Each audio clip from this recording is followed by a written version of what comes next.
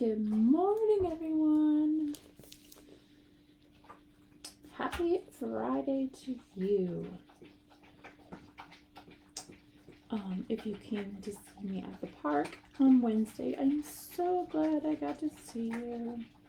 If you did not get a chance to, we are planning some more. I'm just going to check the weather again today, and then I'll get a schedule out for some more outdoor story time. So keep watching Facebook and our website for that. In the meantime, we are going to celebrate grandmas today. So I have some fun books about the bond that kids share with their grandmas. But first, we'll do our little song. I'll work it out. So, everybody count. One. Story time has just begun. Everybody count. Two. Shake your shoulders, show your shoes. No shoes for me. Everybody count. Three. Listen very carefully. Everybody count. Four. Put your bottoms on the floor or couch, chairs, bed, pillow forts, wherever you're listening from today.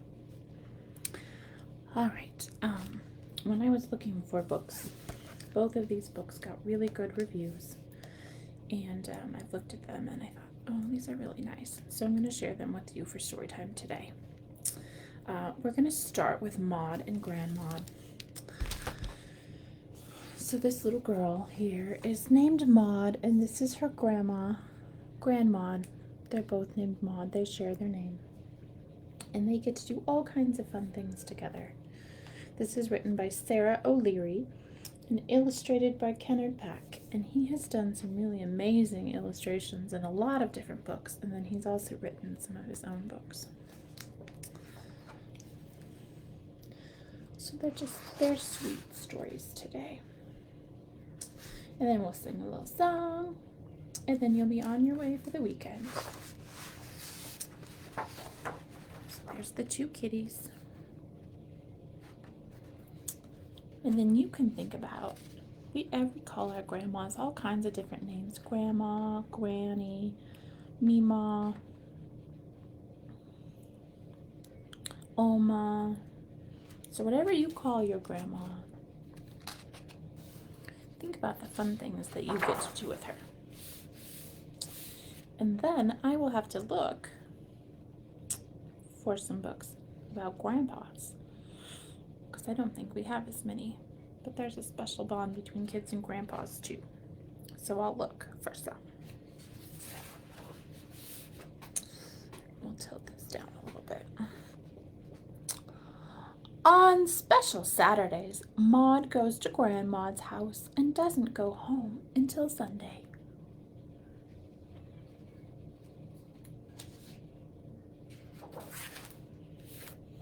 Maud worries a little about leaving her parents on their own, but Grandmaud says she thinks they will be all right.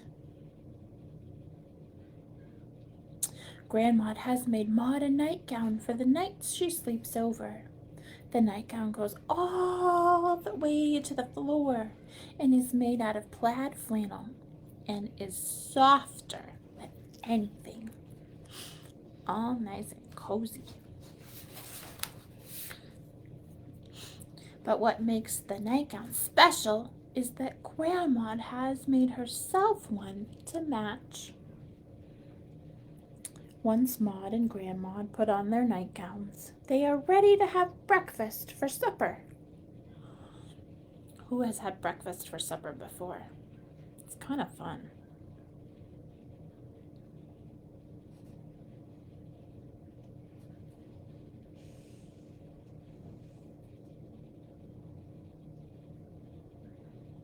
No matter what you like to eat for breakfast, it somehow always tastes better at supper time, says Maud.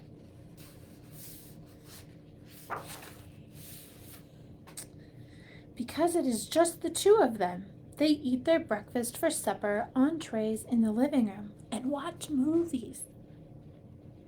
They watch any kind of movie as long as it is black and white.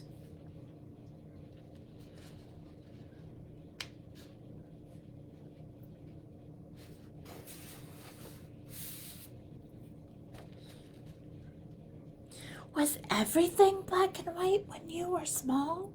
Maud asks. What do you think? Says Grandmaud. Maud pictures her grandmother as a little girl. Oh, yes, she says. What do you think?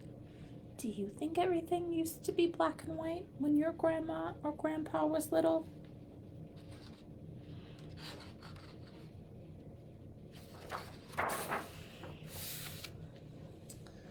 When it is time for bed, Maud sleeps in the same room as Grandmaud because there are twin beds, and one of them is just for Maud.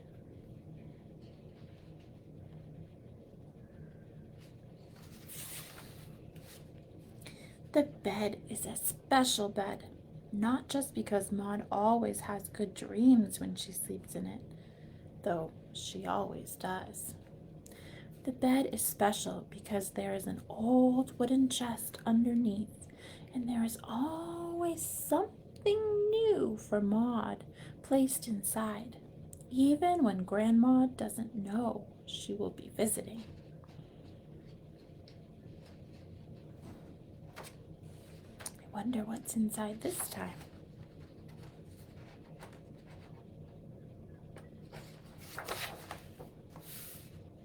Sometimes the chest holds something bought from a shop, like a toy or a treat or a set of watercolor paints. Even better, the chest may hold something Grandma has made for Maud, like a sweater or a pair of mittens or some cookies to taste or to take home, so the time between visits is sweeter.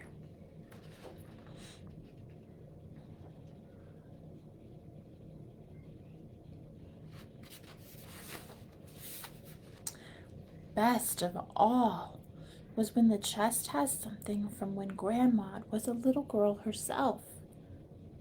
One time, the chest held a stone shaped like a heart. I carried that in my pocket for 1 whole year. That's a long time, said Grandma. It went everywhere I went. Maud is happy to carry it in her own pocket wherever she goes now. See, here it is.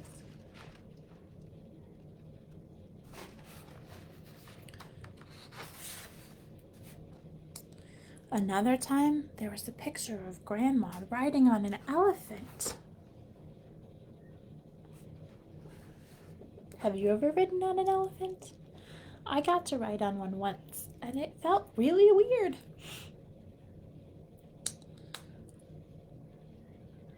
They moved the right 2 legs together and then the left 2 legs together, and so kind of go along like this. You never told me you rode on a real elephant, said Maud. You never asked, said Grandma. This time there is a book of fairy tales with Maud's name written in cursive inside it. This book has my name in it, says Maud. I wasn't Grandmaud until you were born, says her grandmother. Once upon a time, I was just Maud.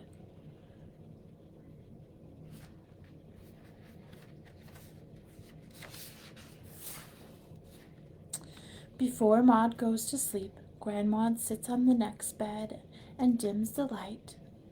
She then asks Maud questions about what she thinks her life will be like. When I grow up, says Maud, I am going to write the kind of stories that go in books, but they will be happy stories. Some will be about people, and some might be about cats.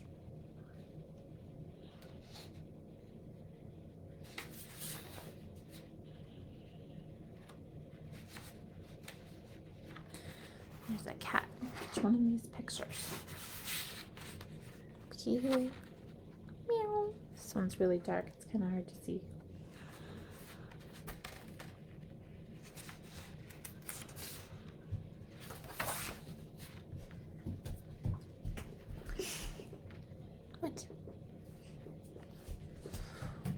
you have children? Asked Grandma. Oh, yes, 7 children. Oh my, that's a lot. 7? Says Grandma. At least 7, says Maud. And we will live in a very tall house so that the children can have bunk beds that go up and up and up and up. And then one day you will have a granddaughter of your own, says Grandma. Maud smiles into the dark. I don't want 7 children. Look at all those bunk beds. And the really tall ladder that you would need. I think I would be afraid to sleep on the 7th bunk.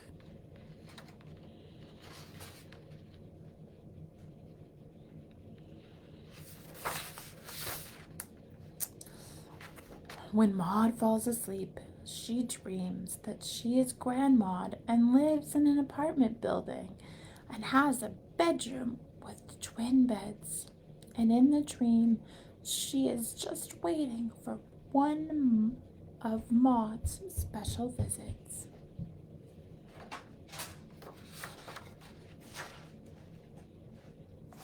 There she is grown up. And her new granddaughter Maud coming to visit.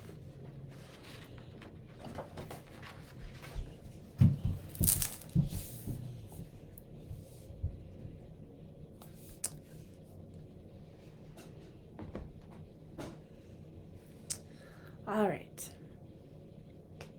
We're going to sing now.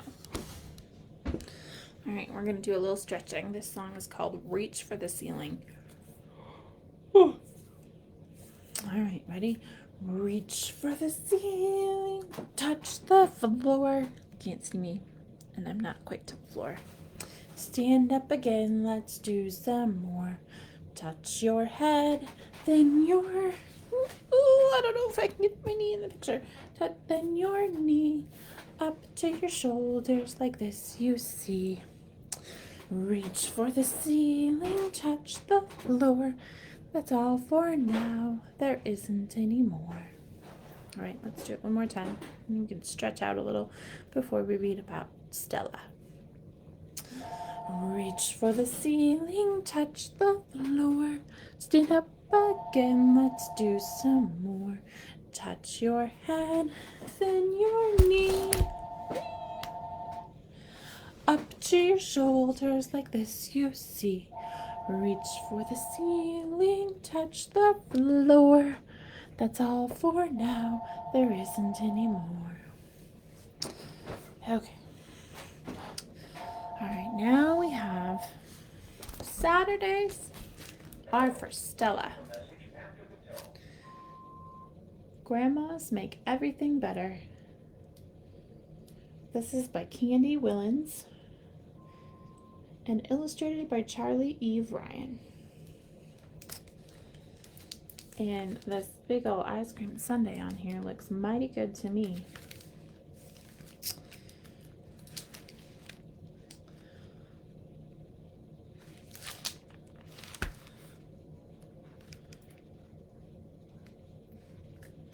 Saturdays mean time with Grandma Stella.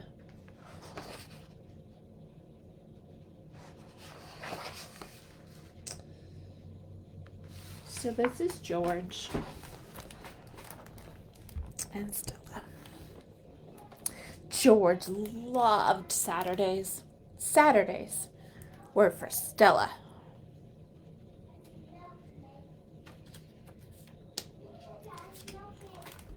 I'm trying to get this. There we go. I don't know. Sometimes George and Stella went out on Saturdays. Oh, he has a dinosaur costume. To the park. To the dinosaur museum.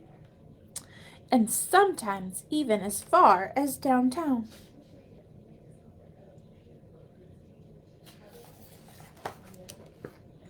Normally, George did not like going downtown. Downtown trips without Stella meant waiting in boring offices, eating strange foods, and trying on scratchy clothes. But with Stella, George ate frozen yogurt, threw pennies in fountains, and rode on carousels. Whenever they passed a toy store, and they always passed a toy store, George went home with something fun.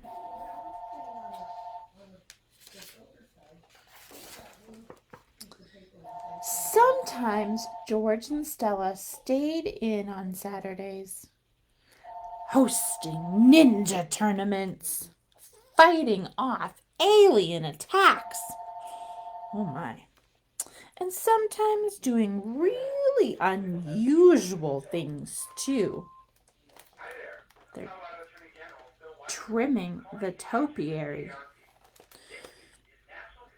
Plants and bushes that are made into different shapes are called topiaries.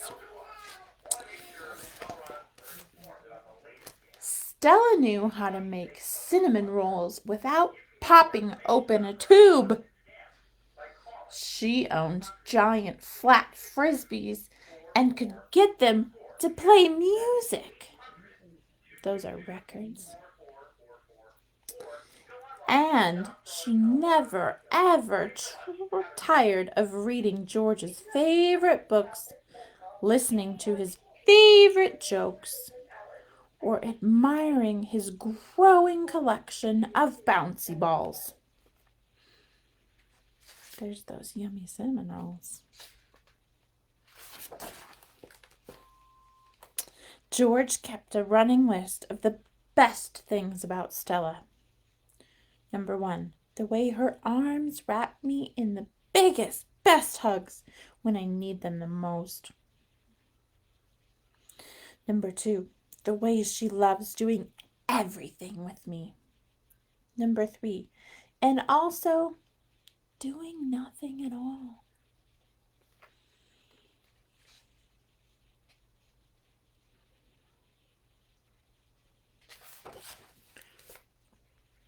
One Saturday, George woke up late.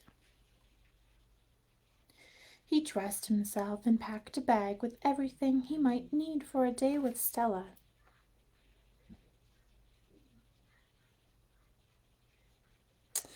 When he walked downstairs, he found his parents still in their pajamas. Dad's eyes were red and Mom's nose was all stuffy. George kept his distance. He didn't want to catch a cold on Saturday. Saturdays were for Stella.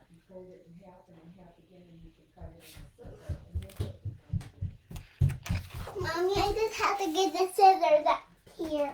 My scissors. Thank you. But then Dad explained that it wasn't a cold that made his eyes red. And Mom explained why George couldn't see Stella today or any other Saturday. Because sometimes grandparents are no longer with us, so we have to appreciate them while they're here. From then on, George hated Saturdays.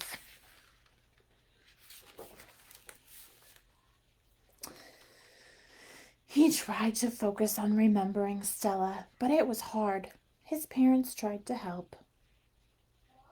But carousel rides made him queasy. Cinnamon rolls tasted sad. And even his favorite jokes made him cry. So George used a big black pen to cross out all the Saturdays on his calendar. His parents started marking their calendar too, and soon there were more trips downtown than ever before.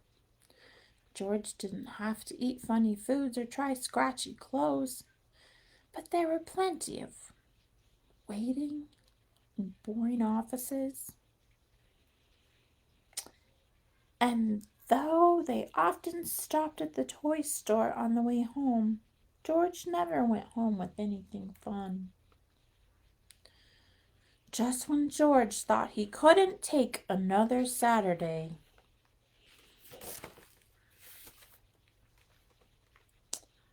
Stella arrived.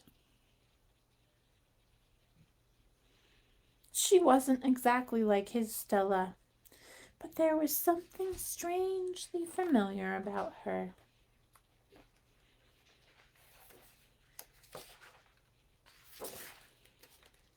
Now George doesn't have time to be sad on Saturdays. He's too busy going out with Stella to the park, to the dinosaur museum, and sometimes even as far as downtown. George has introduced her to the wonders of frozen yogurt, fountains, and carousel rides. Sometimes George and Stella stay in on Saturdays. They still have ninja tournaments and fight off alien invasions. But sometimes they throw dance parties and tea parties too. George always makes a batch of cinnamon rolls to share.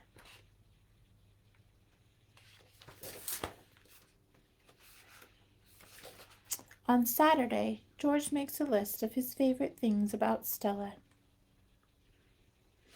The way her arms wrap around me in the biggest, best hugs when I need them the most. Number 2, the way she loves doing everything with me. And 3, also doing nothing at all.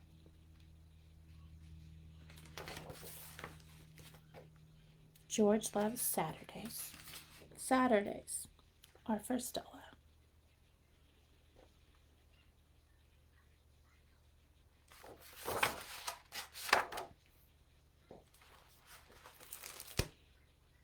So Grandma Stella lives on in his little sister.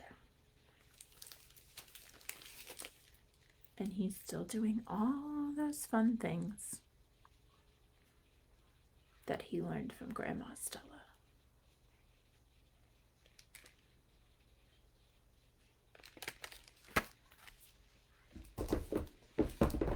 Oops. All right, my friends, that is all I have for you today. Love your grandparents. Love your parents. Tell everybody you love them if you love them. So, and then stretch your alligator mouths out. Ready? See you later, alligator, in a wild crocodile. Give a hug, ladybug, blow a kiss, jellyfish. See you soon, big baboon, out the door, dinosaur. Take care, polar bear, wave goodbye, butterfly. All right, I will have more stories and songs for you next week. Take care.